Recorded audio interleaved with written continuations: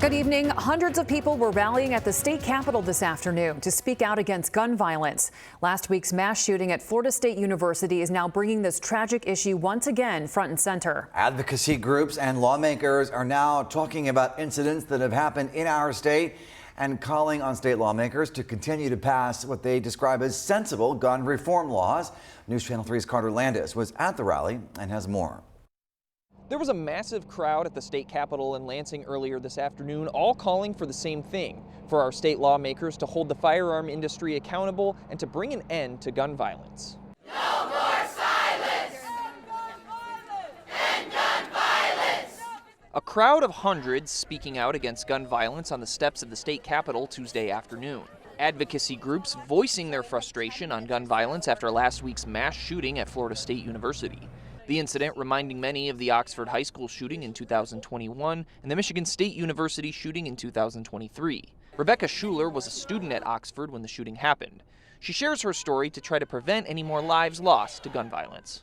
Finding support in other people who are willing to share their stories and advocate for change is good and it's meaningful. And then the more voices that get heard, the more change can be done. Governor Gretchen Whitmer speaking at the rally as well, highlighting the successes of gun reform the state has passed, but saying there is still more action to take. Thoughts and prayers don't save lives, but action does. And action is what we are all about here and here in Michigan.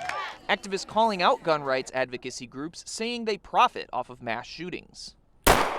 It's absolutely common sense to hold the gun industry accountable.